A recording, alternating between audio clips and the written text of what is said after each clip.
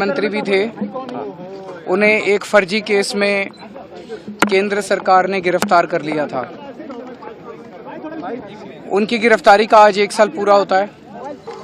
इस 1 साल के अंदर केंद्र सरकार कोर्ट में एक नए पैसे का भी सबूत पेश नहीं कर पाई और सुप्रीम कोर्ट में जब सुनवाई हो रही थी तो ये बात बार बार निकल के आई जब जज साहब ने भी कहा कि केंद्र सरकार के पास मनीष सिसोदिया के खिलाफ कोई केस नहीं है, तो पूरा झूठा केस है। मनीष सिसोदिया जी ने 75 साल के बाद 75 साल में गरीबों की शिक्षा प्रणाली इतनी खराब हो गई थी, सरकारी स्कूलों का बुरा हाल था।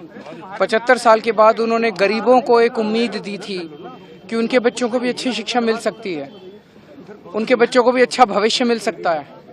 मनीष सिसोदिया जी ने गरीबों के बच्चों को सपने देखने का अधिकार दिया था। ऐसे व्यक्ति को झूठे केस में फंसाकर आज 1 साल से जेल में डाला हुआ है।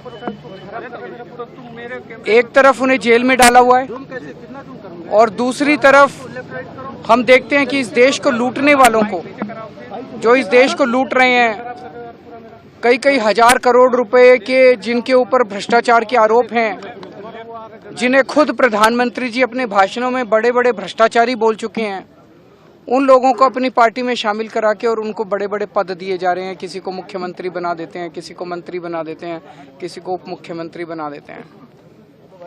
तो एक वो कहावत है कि रामचंद्र कह गए सिया से, ऐसा कलयुग आएगा, हंस चुनेगा दाना दुनका, कौवा मोती खाएगा।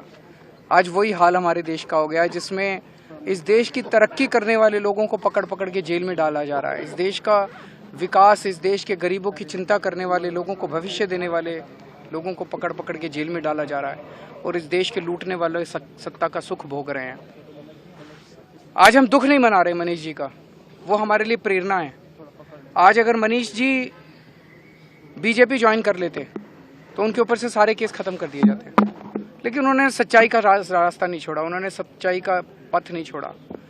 उन्होंने तय कर लिया है कि चाहे जितनी मर्जी मुसीबतें आए, मैं सच्चाई के रास्ते पे रहूंगा। चाहे जितने साल जेल में डाले रखे, मैं सच्चाई पे रहूंगा, क्योंकि मैंने कोई गलत काम नहीं किया। तो हम उनसे प्रेरणा लेते हैं। आम आदमी पार्टी क्या, पूरे देश का एक एक व्यक्ति जो इस देश से प्यार करता है, जो देशभक्त है, जो चाहता है कि देश आगे बढ़े, वो व्यक्ति मनीष जी को अपनी प्रेरणा मानता है। हम मनीष जी को सलाम करते हैं।